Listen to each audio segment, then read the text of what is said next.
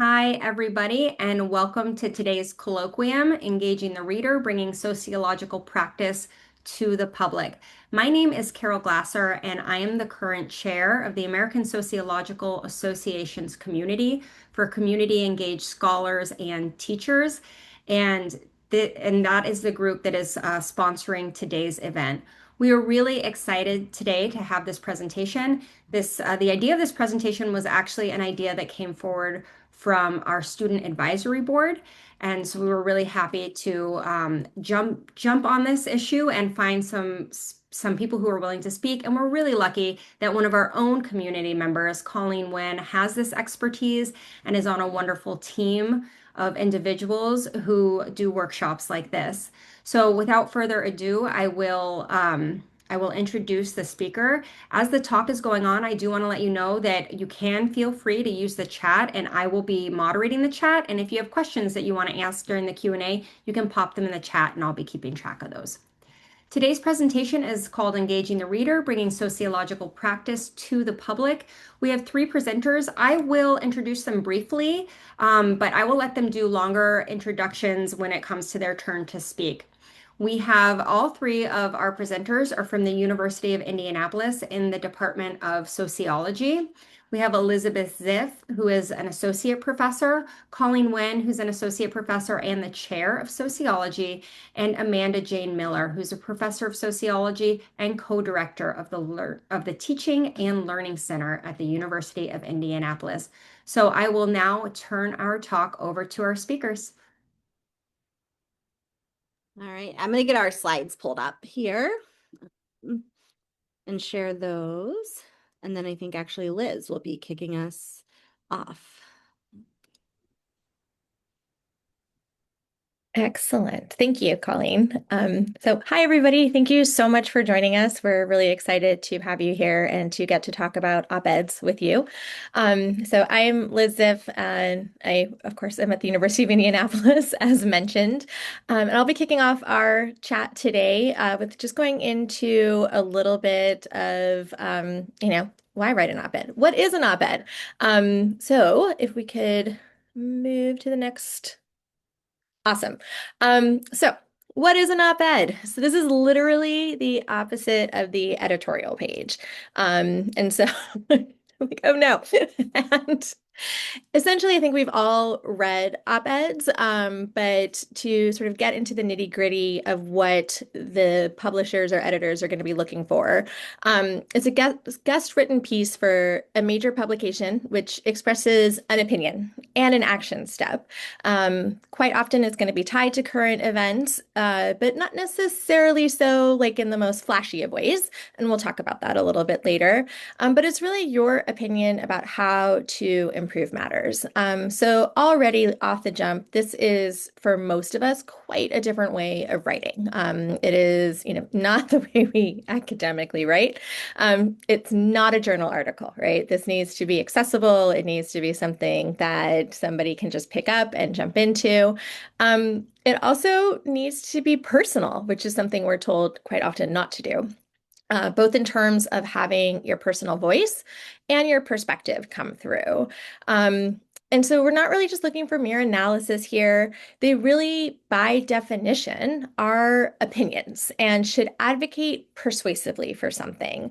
Again, something that we kind of get told repeatedly not to do. And so I think for a lot of us, moving into op-ed territory can sometimes feel a little shaky for a variety of reasons. But I think as somebody who had to work really hard to kind of get my academic writing voice together, being introduced into this type of writing, I was just like, no.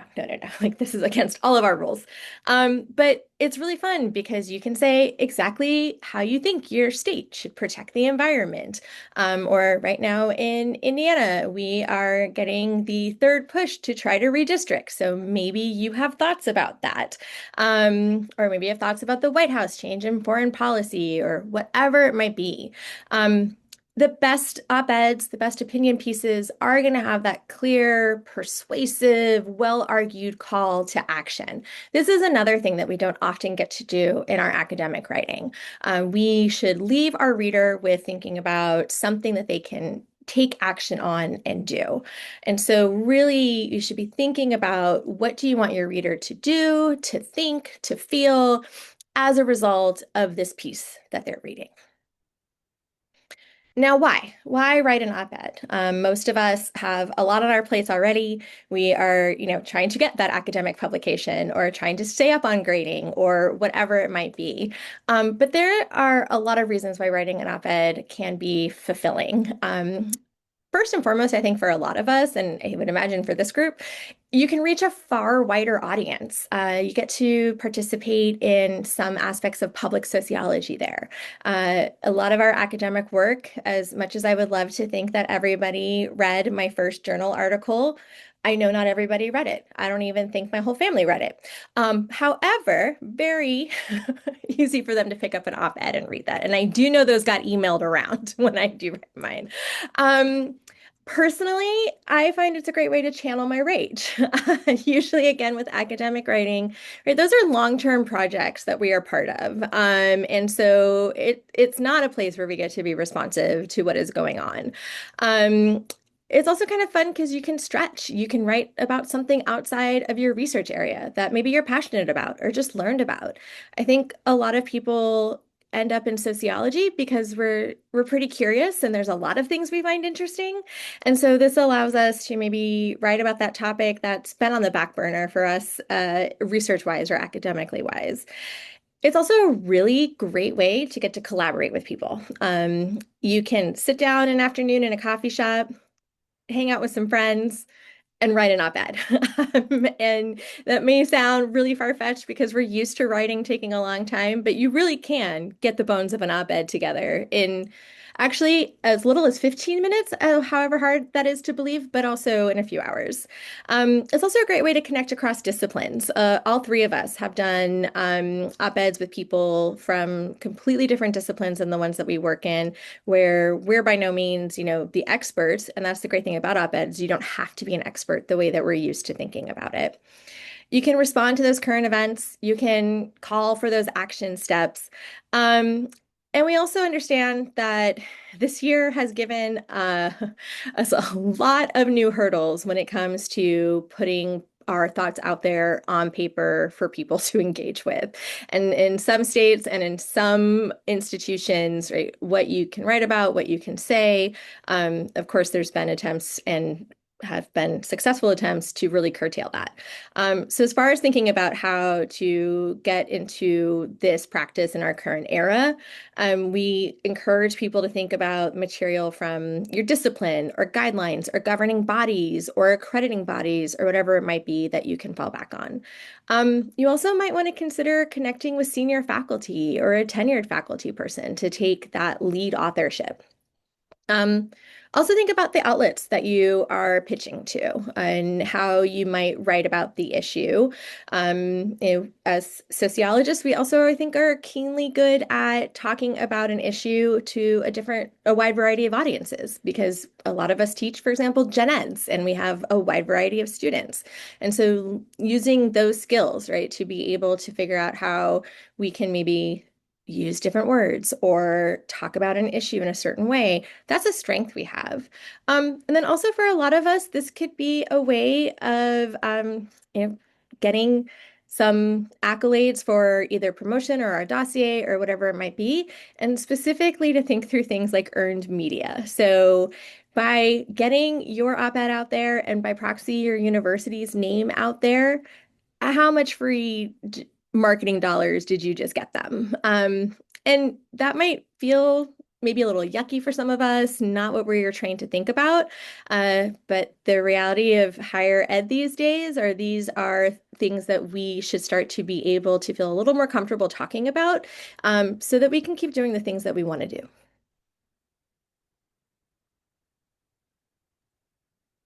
All right, so now that Liz has told you a little bit about why writing op-ed might be important or how to do that, I'm going to talk a little bit about some of the parts of an op-ed.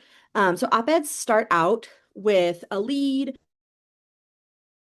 right? That sort of a thing that means that people are going to keep reading or click on that or those kind of things. And so often this is bringing in a contemporary news story. And so this is something that is often happening kind of currently in the media or within the last week or so, right? News outlets really want what's up to the minute kind of coverage on things, right? If they've already published a lot of op-eds on a topic, they're not going to be interested in an additional one unless there's like a take on something. But it might be that there's a new research study that came out. Maybe it's yours and you want to write about it, but maybe it's not, right? Maybe it's somebody in another discipline that is also talking about the same issues you talk about. Maybe it's somebody that you want to say, this person is wrong, and here's why, right? Or everybody talking about this issue, but the actual issue is over here. It might be a holiday, anniversary, or a month. So I'm an urban sociologist, and so I once wrote an op-ed about fair housing in Fair Housing Month, which is April. Liz wrote a great one on capitalism around the holidays a few years ago. And so, right, you can tie in a lot of different kinds of things around some of these regular anniversaries and events. It might be something about a pop culture trend that's going on.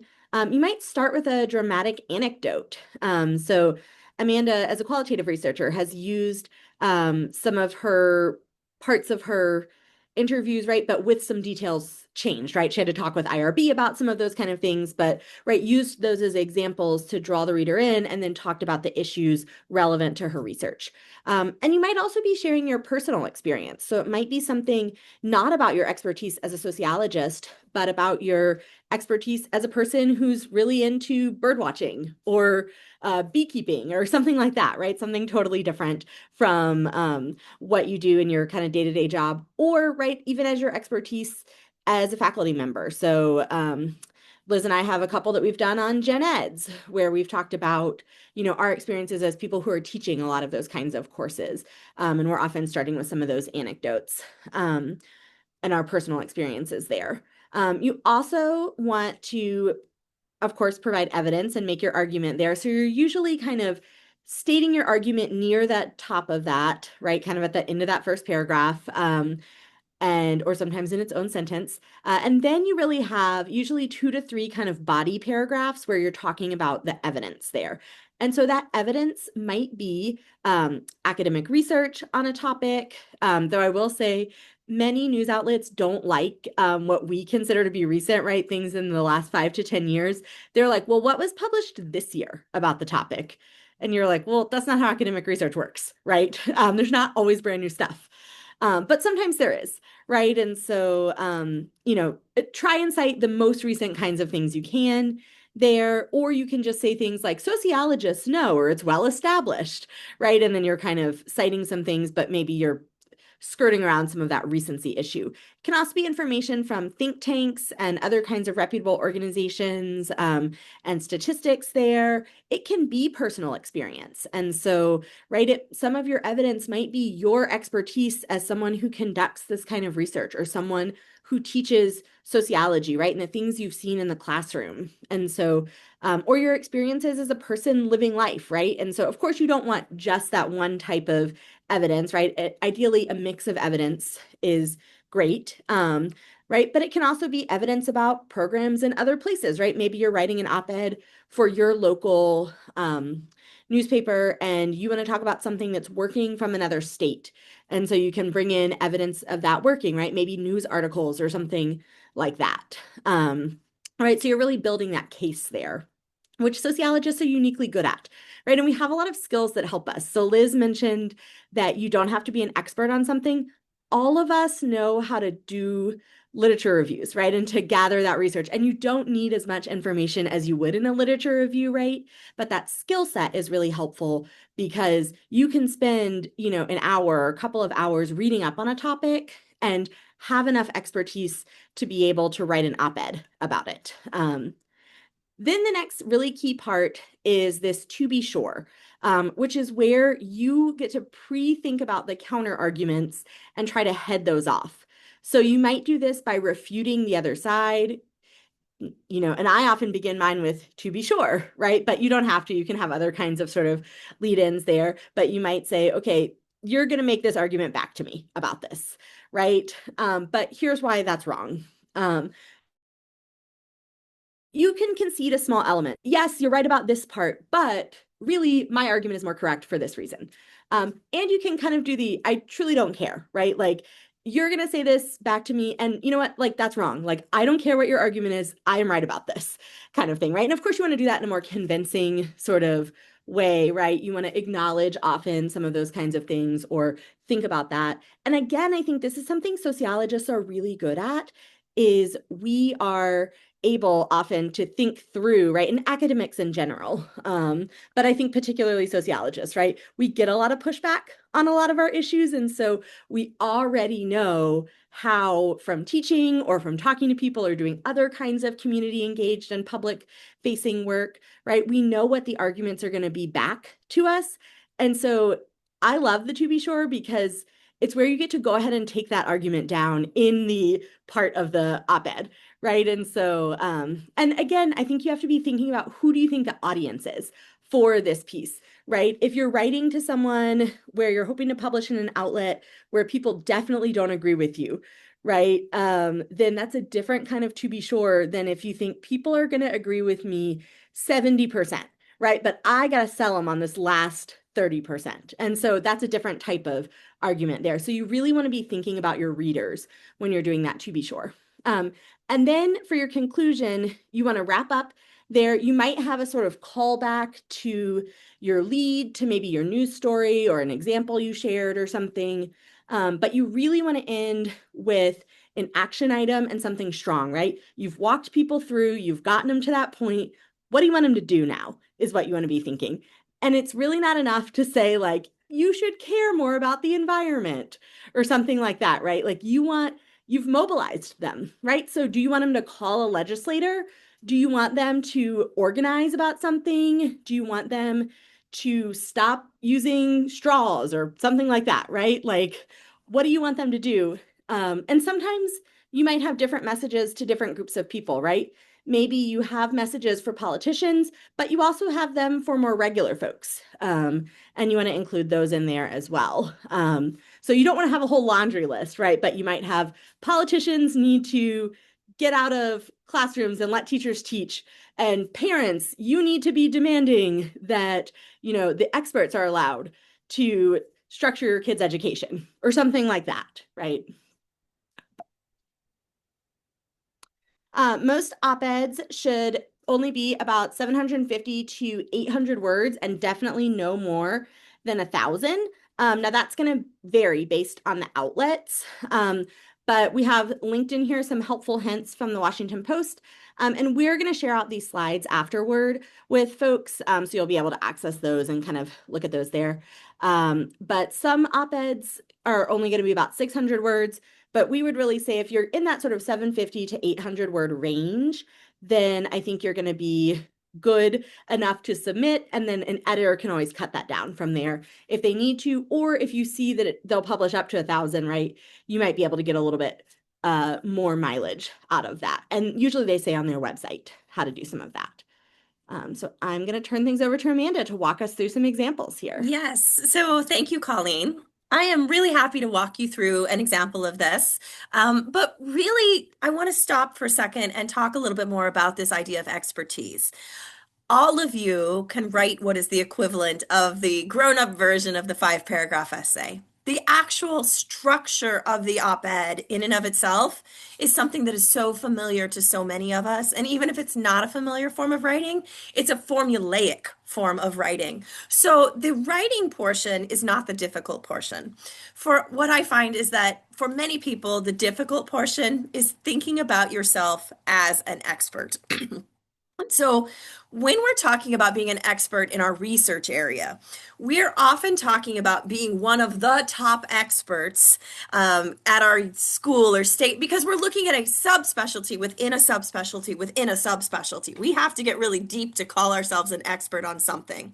But for an op-ed, if you know this at a 101 level, combined with your advanced degree, congratulations, you are an expert on the topic per the media. And so an example that I'm going to share with you here, I actually had an editor one day from USA Today. He called while I was cooking dinner and he said, "Did you just see what Kanye did?" I, in fact, did not just see what Kanye did. So I'm talking on the phone to him while frantically Googling what did Kanye West just do.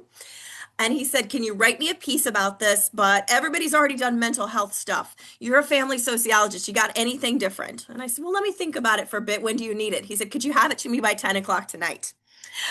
Which again tells you the timing of these things. You are not meant to spend weeks slaving over an op-ed. You are meant to spend hours, maybe, doing so because the news cycle moves so fast.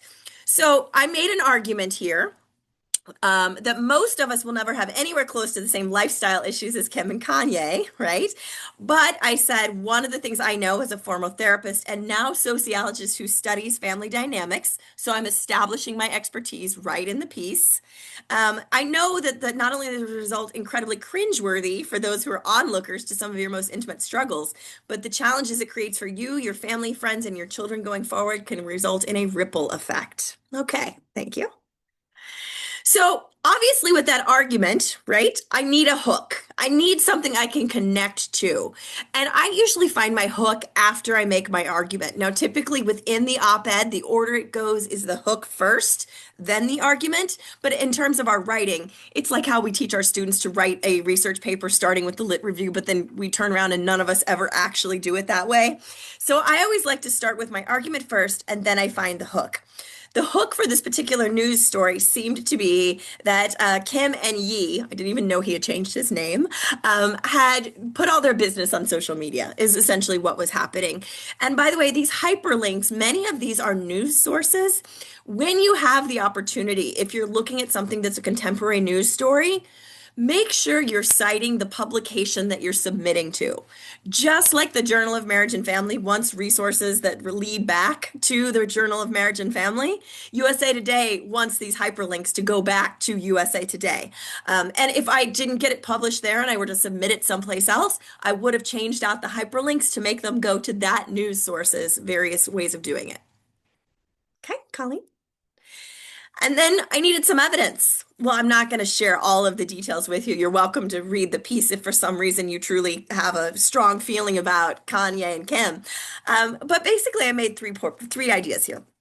One is the internet never forgets, right? You put something out there, it's out there forever. Two was, and this is where I pulled in some actual academic research from sociology, psychology, and social work. Experts say, leave your family and friends out of your relationship troubles. And then finally, learning all of these dirty details can be really damaging for kids. So those were my three main arguments. I needed a to be sure, right? My to be sure was, of course, many of us need someone to talk to when we're feuding with our current or former partners. It's always nice to hear that you've made the right decision, but the internet is certainly not the place to seek that validation. Instead, speaking calmly and privately with your partner, talking to a therapist, or limiting your complaints to one bro-traded trusting friend is a much better choice. Now, I didn't need a PhD in sociology to tell you that. In fact, I'm pretty sure that's advice I got from my grandma years ago whenever I first started dating. But again, we have already established our expertise through the degrees that we have and the studies that we do. And then I needed to give some people specific directions. We need a kicker here. And so again, that kicker comes from Nanny, which is praise in public, criticize in private. I haven't said anything revolutionary, right? The expertise doesn't necessarily come from some of these op-eds via our deep academic knowledge of surrogacy or urban segregation or non-marital cohabitation. I didn't need a PhD to get to that.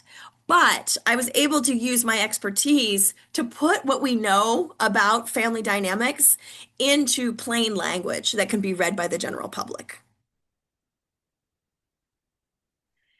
So, sometimes you might get approached with a specific news story, but a lot of time, it might just be an issue that we're passionate about, that we might want to say something, or maybe we're watching the news or listening to a podcast, or maybe a student says something in class, right? So as far as some ideas or approaches for brainstorming and starting to draft an op-ed, starting with what you're passionate about, that can always be a great starting point, right? Maybe it is a hobby of yours. Maybe it is some volunteer work that you do. Maybe it is a topic that you really wanted to pursue in your academic life, but it just didn't work out that way. Um, there are a myriad of things that you can tap into. Um, Also, it could just be, like I said, what happens in passing. Maybe somebody says something that's interesting to you. Maybe in your social media feed, your algorithm gives you something unusual one day. And so, sitting down to sort of brainstorm and talk about this with people, again, this is where getting some friends or even just colleagues or, you know, not randos necessarily, but maybe you meet somebody in a committee and they say something that you think is interesting and you're like, hey, actually, we could do an op-ed, right? And then also, I think practicing or thinking about how you can get that hook part, right? How do you make something timely? So for example, Amanda had just mentioned surrogacy. That's my research area. I'm really interested in artificial reproductive technologies, right? And while that might not be super timely, every so often it pops up. I don't know if any of you followed that drama last month with that bazillionaire in California, but you also can attach completely seemingly unrelated things sometimes as well, right? So don't be afraid to also get creative. I think one of my favorite solo op-eds I wrote was about that ugly Christmas sweater, and I was able to write essentially about how the people are ignoring the fall of democracy, all from this ugly Christmas sweater selling for the most money that an ugly Christmas sweater ever had, because also who knew that was a thing? And so this is something where, I think we do this in our academic lives too, but maybe you're driving and just an idea hits you, right? But the really fun thing here is you don't need to think about what the next 2 to 4 years of this research might look like. You might just need to think about how you can get a half an hour of some writing in later that day. So I think I'll pass it back to Colleen now. All right. So now, right, you've maybe written your op-ed, obviously not right now here in this workshop, right? But you've written your op-ed and you're ready to think about how do I actually go about getting this published? How do I pitch this? So we wanted to plug here the op-ed project, which has a great list of places to submit, both local kinds of sources, but also national and even some international kinds of sources, right? And so that's a great starting point there.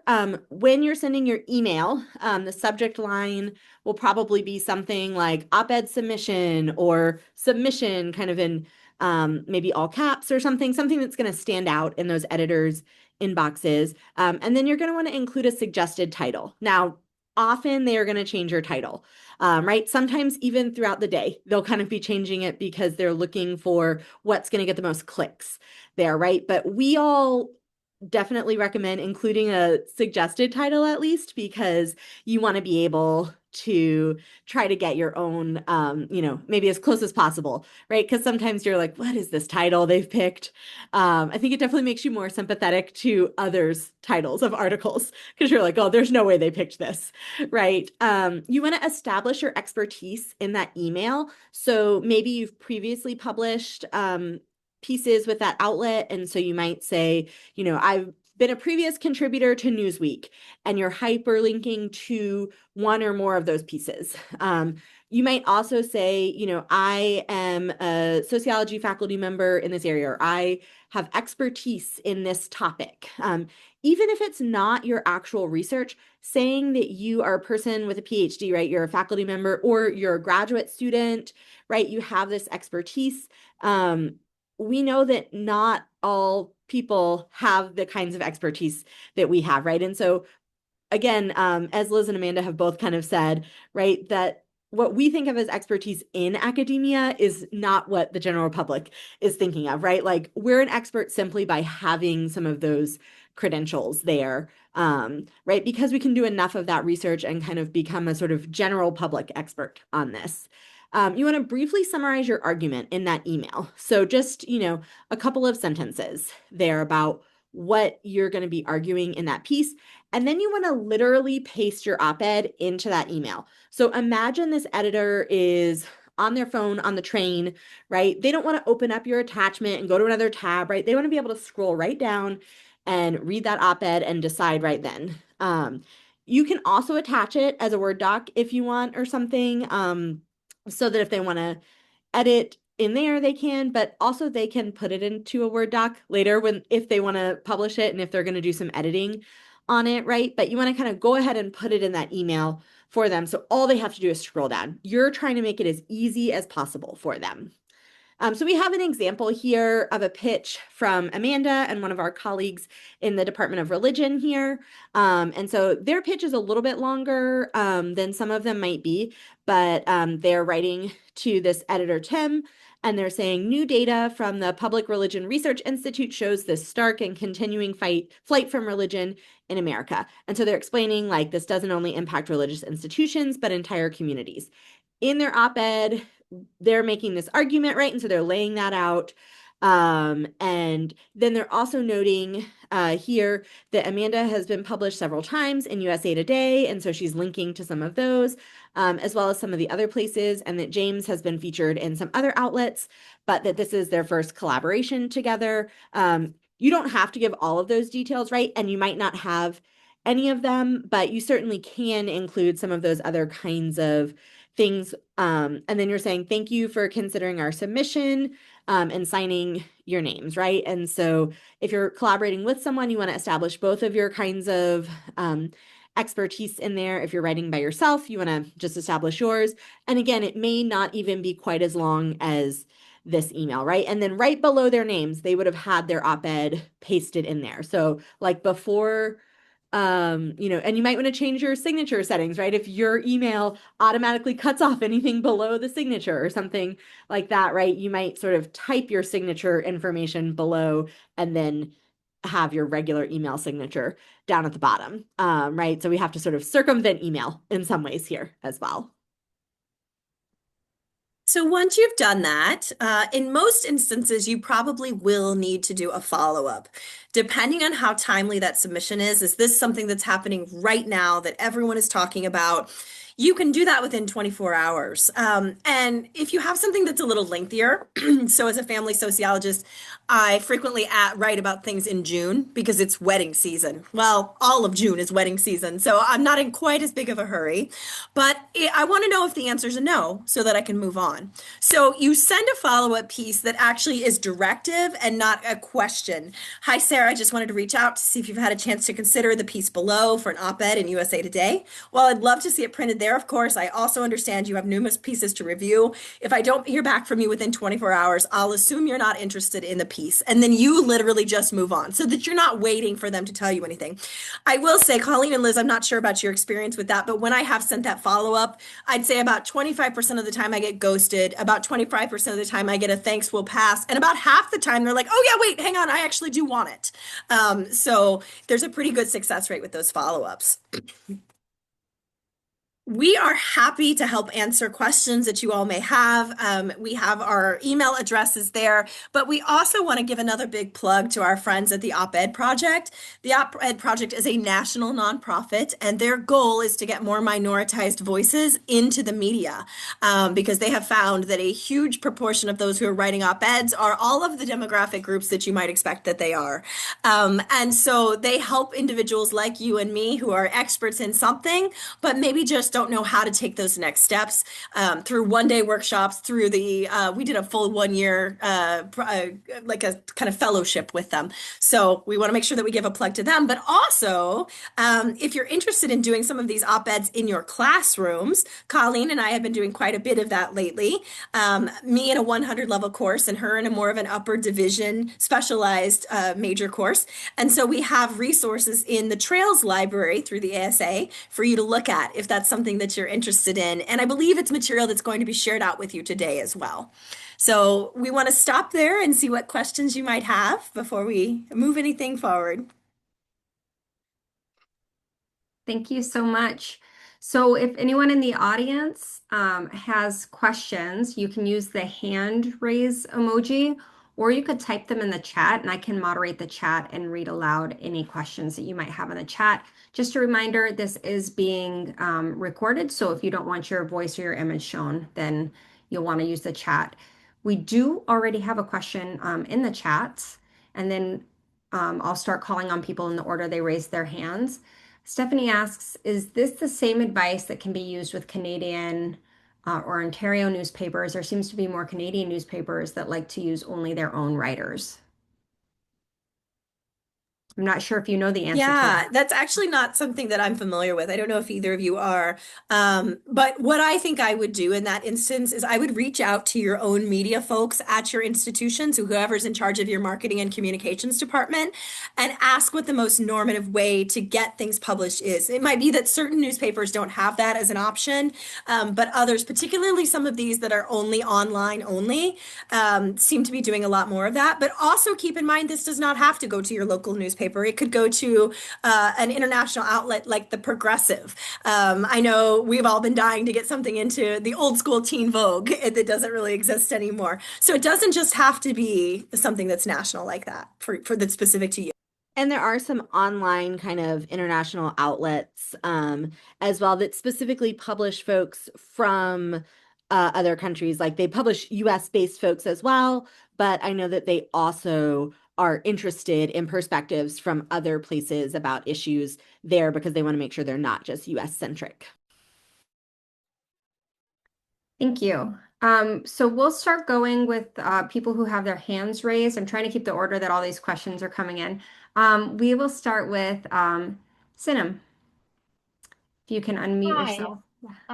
Thank you so much for this workshop. So my question is, what happens after the op-ed is accepted? So do the editor, for instance, is it possible that they ask you to change some stuff, or do they edit your language and that sort of stuff? And how common that this is happening? Or sometimes it's published and then you realize that something's wrong and you want to correct that. Is that common? Are they helpful with that? Well, that's basically my question. Thank you. Well, happy to jump in on the first part of that question. I think that it, for at least my experience, has really varied by outlet as far as how much editing they've asked for or have done, and then I've either had to approve or say no, thank you. So some of it really just like your basic kind of like cleanup, where they really didn't change much, all the way to I've had them ask me to figure out how to cut 200 words. And so that really, I think, will be outlet dependent. I have not had experience though with your second part of the question, so I'll defer to either. Yeah, so I actually had that happen in a piece about gun rights. So of course the comment section was a giant mess, but within the comment section we realized that somehow along the way the Second Amendment had gotten misquoted. All I did was email the editor and it was fixed online within 20 minutes. Thank you. Cynthia is the next person with a question. Yes, hi. Thank you so much for the presentation. I was just wondering if for a really timely piece, would you recommend against pitching to several news outlets at the same time? That is a great question. Yeah, we would say it's like academic journals where you want to start with one. But if it's something super timely, I think you can even say in your initial email, because of the timely nature of this, if I don't hear back within 24 hours, I will assume, right, that it's that whatever outlet, right, is not interested in this because they understand, right, that everybody's trying to place some of these. And so I think you want to think about carefully, especially for really timely pieces, what's the best fit for that kind of outlet. And so, or that piece that you're writing. So maybe you're like, gosh, I'd really love to get something in Newsweek, but I already have a relationship with the editors at the Progressive or something. And so maybe you're like, I'm going to reach out to the Progressive first because Norman knows me or something. And so, right, you kind of know some of these folks a little bit, at least at the time. Or sometimes, right, if you develop that expertise, Amanda has had the USA Today folks reach out to her several times about writing pieces about things because she published there early on. And then she kind of built this relationship with that editor. And so they've reached out a few times. So sometimes over time, you can kind of build up that. Of course, editors move and change. But yeah, we would say definitely pitch to one outlet at a time because you don't want to get in a situation where you're like, ooh, so sorry, I also sent it to someone else, right? And so kind of just like academic journals. I'm going to go to a question that is in the chat because it flows really nicely from that question. I've noticed you're talking about like a lot of big national outlets, and of course there are local outlets and other types of outlets you could turn to. So one of the questions we have in the chat is, can you share tips in choosing which news outlets to write for? Mhm. I think your call to action is a big help for you there. What are you asking the reader to do? Are you asking the reader to go vote no on Indiana House Bill 27? Well, then it doesn't make any sense for me to send that to the Chicago Tribune. I need to send it to the Indianapolis Star. Or are you asking for a more specialized, localized thing? Maybe the South Side Neighborhood Times is the right place for it there, as opposed to something more nationalized. If you are looking for some of those more nationalized pieces, some of it is just a matter of what are the requirements for those outlets. So if they only want 400 words, that's likely not going to be something that you can cut your 800 word piece down to. And sometimes they're asking for specific things, but you also do the thing that I do with my journal articles. I look at my own references and I see where am I citing, because those might be good opportunities to know that that feels like the right kind of publication for that. I think you can also visit the like opinion pages of those places and you can see the kinds of things that they're publishing, as well as if they've published recently on that topic, right? If they've already got 5 op-eds talking about the same thing you're talking about, they might not want that 6th one, right? I've definitely had things where they've written back and said, I love this, but I can't publish anymore on this topic, right? Like, please send me stuff in the future. This is great. I just can't publish another thing because we've published several already. And so sometimes you kind of know that going in and you're like, yeah, it's maybe a long shot, but I really want it to be here, right? And so I think you also want to think about those kind of things. And sometimes you have something that you think is national or is local, but it turns out to be national. So I had an example of that with a colleague where we'd written a piece about a public transit bill here in Indiana. It was about Indianapolis, and we weren't hearing back from our local news sources. And so we ended up broadening it out, and it ended up in the Hill, where we used the Indy example as one piece, but then we brought in stuff about Boston and stuff about some other places as well, to kind of make it bigger. And so Indianapolis just became one example in that piece. And I would just also add on, in addition to thinking about what your call to action is, also think about the audience you're writing for. Some outlets, right, are going to cater to maybe a more progressive audience or a more conservative audience, or maybe an audience who is kind of like, ho hum, not that opinionated about things. And so, what, like, who you're thinking is the audience for your piece is another way to also filter through where to pitch. Thank you. So the next person with their hand up is Greg. Thank you. This has been a great presentation. I have done a similar version of this in my classes and had my students write op-eds for at least 10 years. And they do find it a very different type of writing. I'd like to push back a little bit on the suggestion that you only submit to one outlet at a time. I've had a number of publications, newspapers, ask me if I'd submitted the piece to any other newspaper in their readership area. And as long as that wasn't the case, they would consider it. And I've done about 150 op-eds for maybe 50 newspapers around the country. But my question is this: what a lot of the newspapers now, particularly places like the New York Times, Washington Post, Wall Street Journal, they do say that if you don't hear from them within 3 business days or 7 business days, you'll know that we're not going to use your piece. So would you suggest still submitting the kind of follow-up 24, 48 hours later that you had indicated to those outlets that have that kind of instruction when you submit?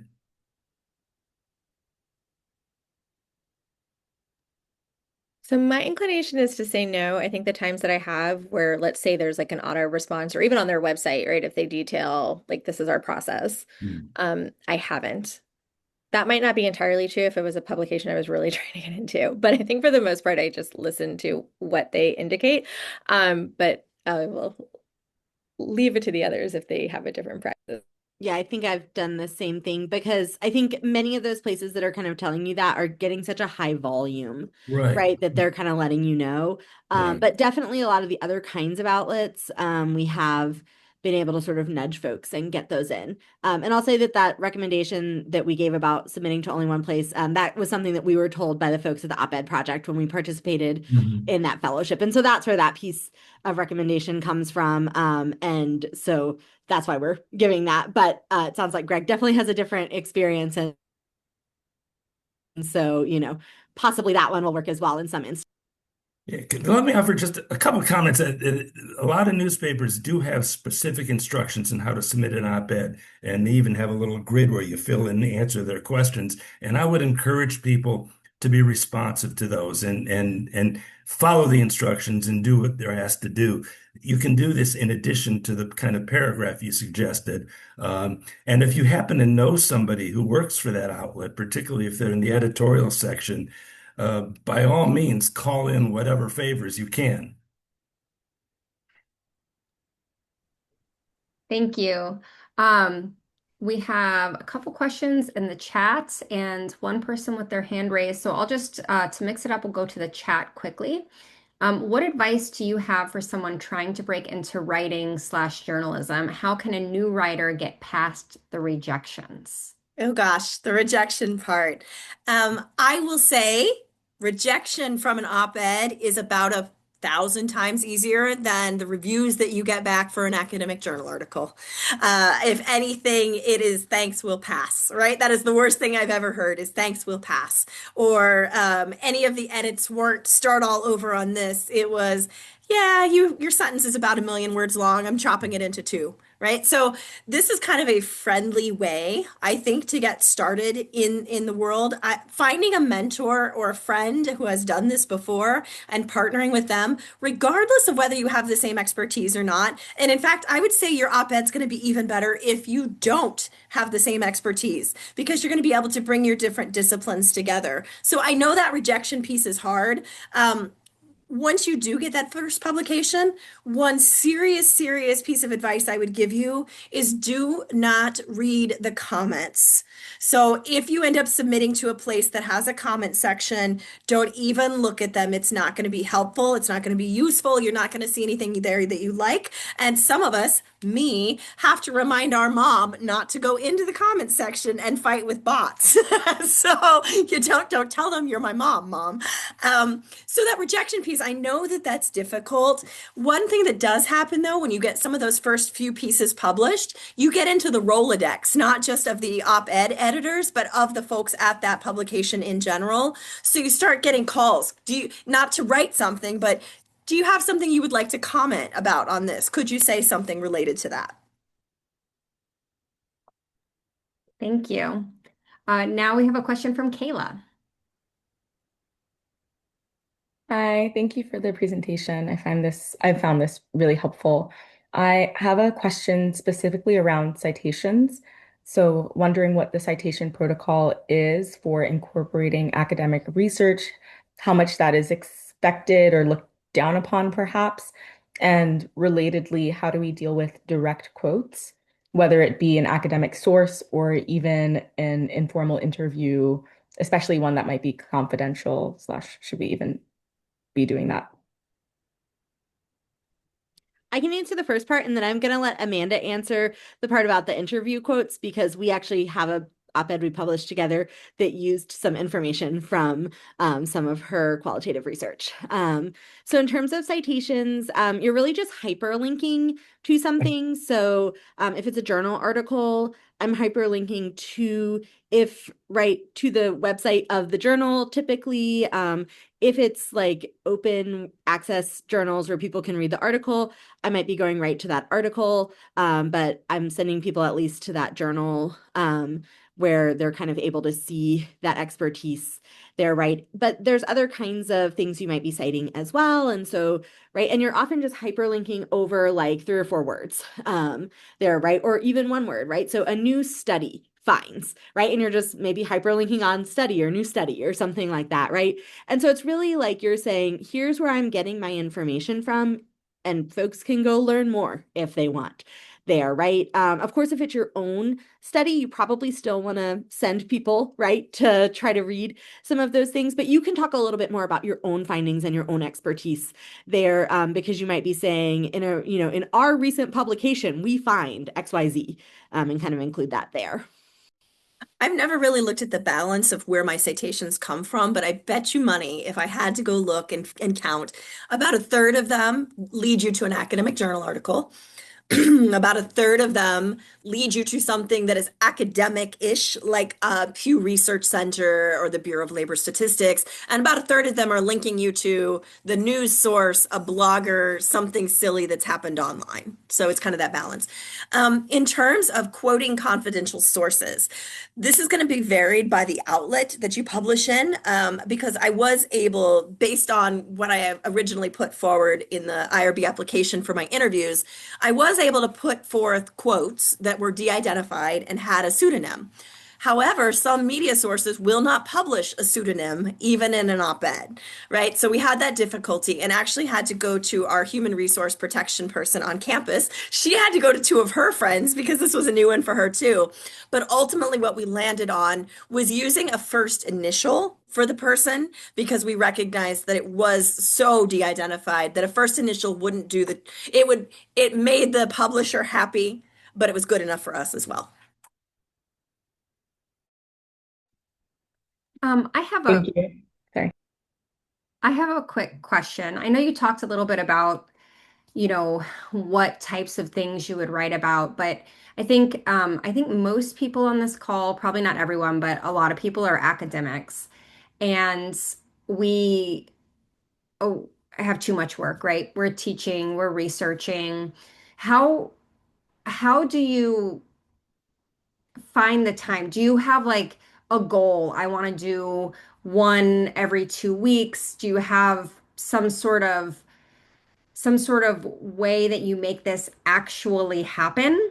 And when it does happen, how do you use it towards your tenure and promotion? And does like the volume at which you do it play into that as well? So that's kind of two questions.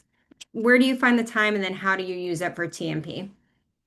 Yeah, that is a great set of questions there. I think in terms of time, sometimes it's sort of like you make the time because the issue has come up or something, right? And it doesn't take nearly as long. But I think one way that we've helped make some time for ourselves is an answer actually to your second part of the question, which is how do you count that? And so what we did is we wrote into our guidelines in our department. That op-eds is a form of public scholarship, right? And so it counts for us as scholarship, of course, not in the way that a peer-reviewed publication counts, right? Like that's still our gold standard. You must do peer-reviewed publications to get tenure and promotion. But we said, and you would do a collection of other kinds of scholarship, which might include things like op-eds. It might include applied work with local organizations, right? It might include producing reports or other kinds of things. And so we wrote that into our guidelines. And actually, at our college level, we were able to get that written in as well there for some other kinds of outcomes.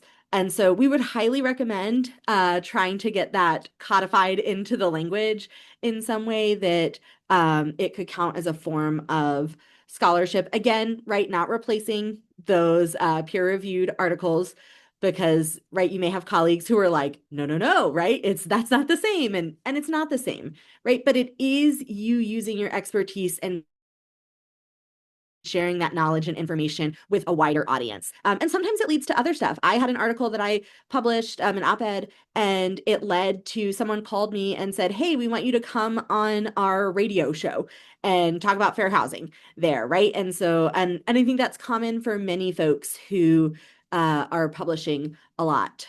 We published a lot more when we were doing the fellowship and then shortly thereafter, right?